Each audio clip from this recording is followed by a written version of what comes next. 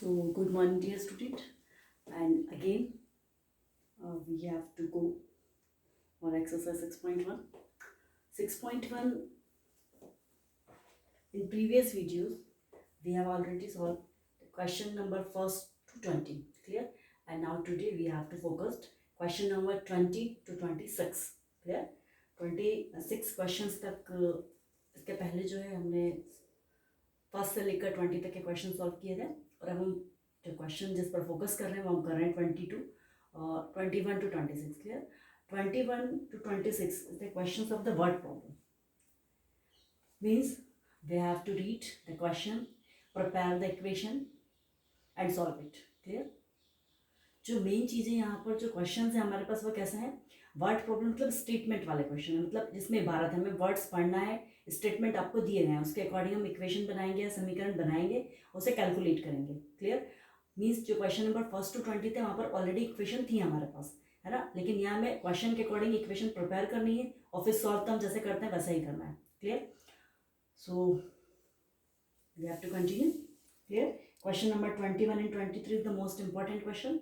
So we are going to question number 21. Listen carefully. Ravi obtained the 70 and 75 marks in first two unit test.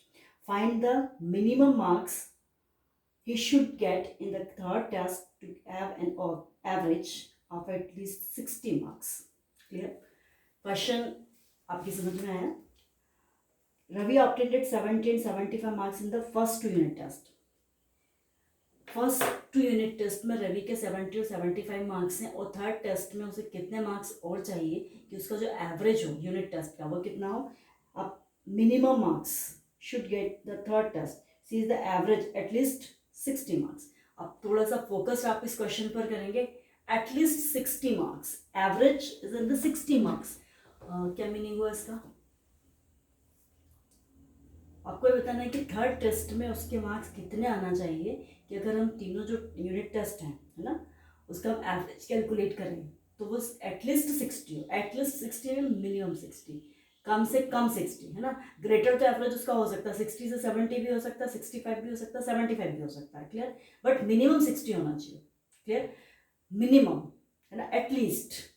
इस word पर थोड़ा सा आपको focus करना है, एटलीस्ट या कम से कम, मतलब 60 तो हो सकता है और 60 से ग्रेटर भी हो सकता है ना. तो जो मार्क्स का जो टोटल होगा, एवरेज जो होगा वो 60 से ग्रेटर भी हो सकता है ना.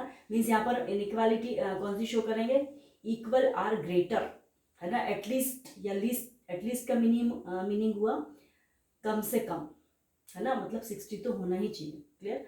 एक थोड़ा सा एग्जांपल हम यहाँ पर देखते हैं कि suppose we have to go market and we have to purchase any book, है ना, and price of the books is 200 rupees and we have only 150 rupees, and suppose we have three pockets. In first pockets we have 200 rupees and second pockets we have 250 rupees. So how many rupees are required for purchase the book? Clear है? 150 rupees. हम market गए, हमें कोई book purchase करनी है, book की जो price है वो 200 रुपीज़ है. क्लियर? और 200 रुपीज़ में से मे भी पॉसिबल कि हमारे पास जो पैकेट है या पर्स है या जहाँ से भी हमने अमाउंट लिया है वो एक से हमें 100 रुपीज़ मिल गया, एक से हमें 50 रुपीज़ मिल गया, तो अब हमारे कितनी रिक्वायरमेंट है? क्लियर है कि रिक्वायरमेंट हमें 50 रुपीज़ की हो रही है, मिनिमम 50, है ना, क्योंकि ग्रेटर तो 50 से ज़्यादा भी हमें मिल सकता है, क्योंकि 50 से ज़्यादा भी अगर होगा तो ठीक है, अब एक्स्ट्रा कुछ परचेस कर लेंगे अगर हमें कुछ पसंद आ गया तो. बट 50 की रिक्वायरमेंट तो है ही, एटलीस्ट 50 रुपीज़ तो हमारे पास होना ही चाहिए, क्योंकि 50 से लेस अगर होंगे तो हम बुक परचेस नहीं कर पाएंगे, है ना. बुक की प्राइस है 200 रुपीज़, तो क्लियर है कि 50 तो हमारे पास होना ही चाहिए. तो जब हम एवरेज कैलकुलेट करेंगे 100 + 50 + 50 is divided by 3 greater or equals to something, जो भी हो, है ना. तो इस टाइप का एक क्वेश्चन है. क्वेश्चन में जहाँ मैंने आपको पॉकेट आपके पास बताया, पर्स आपके पास बताया, तो वहाँ पर ये जो वैल्यूज़ है वो क्या है? मार्क्स. ये यूनिट टेस्ट है. क्लियर? तो हमें ये बताना है कि जो रवि है, रवि के 3 यूनिट टेस्ट में से 2 के मार्किंग तो हमारे पास 70 और 75 है. थर्ड में उसे कितना और मार्क्स स्कोर करना है कि जो उसका एवरेज आया वो कितना है, या तो 60 आया या 60 से ग्रेटर है ना. एटलीस्ट 60. एटलीस्ट का मीनिंग हुआ कम से कम, है ना. जब भी एटलीस्ट आपके पास आएगा तो ग्रेटर क्या चीज़ होना चाहिए आपके पास? ग्रेटर होना चाहिए आपके पास एवरेज, है ना. तो जो मार्किंग होगी, जो हम एवरेज कैलकुलेट करेंगे, वहाँ पर जो साइन होगा वो ग्रेटर का होगा. ग्रेटर आर इक्वल, है ना, या तो 60 या 60 से ज़्यादा, है ना, मतलब. क्लियर? सो तो इस क्वेश्चन को हम करते हैं क्वेश्चन नंबर 21, एक्सरसाइज 6.1।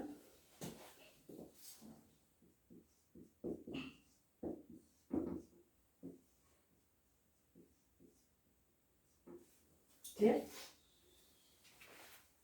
हमें सपोज करना है कि थर्ड यूनिट टेस्ट में उसके कितने मार्क्स स्कोर करेगा वो। तो let score the third test.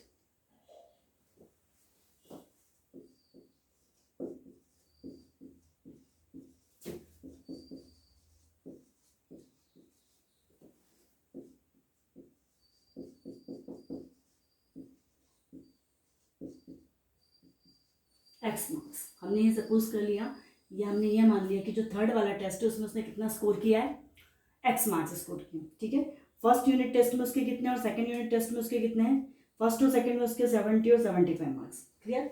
So first में उसके हैं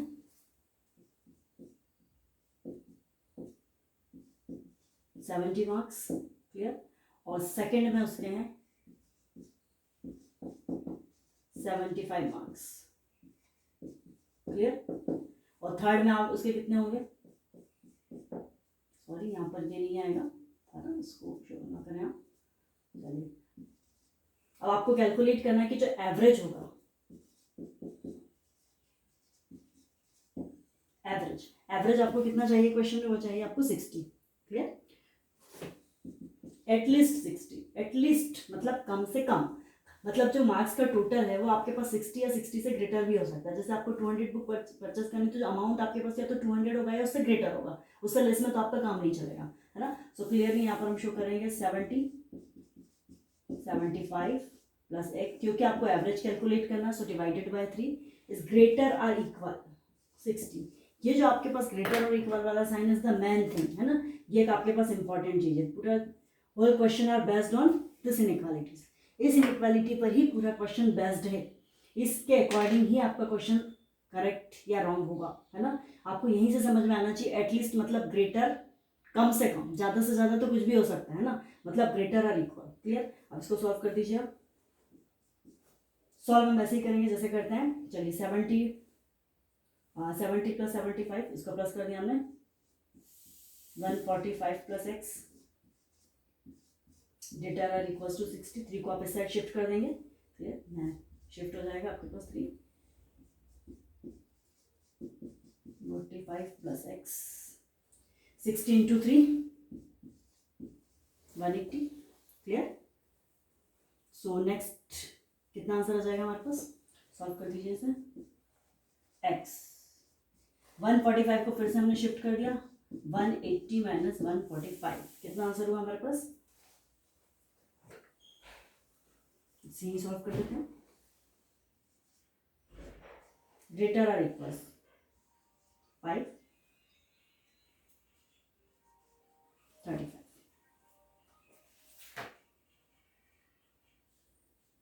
क्लियर? सो एक्स की जो वैल्यू आपके पास है, एक्स ग्रेटर और इक्वल टू 35 मीन्स जो थर्ड यूनिट टेस्ट है उसमें अगर रवि 35 स्कोर करता है तो भी उसका एवरेज 60 होगा, है ना। Yes, clear? तो यहाँ पर आपके पास आंसर आ जाएगा एक्स ग्रेटर और इक्वल टू 35 और 35 मार्क्स। क्लियर? ये क्वेश्चन आपका और हो गया, question number 21। And now we have to go question number 23 अब हम सॉल्व करते हैं। क्लियर?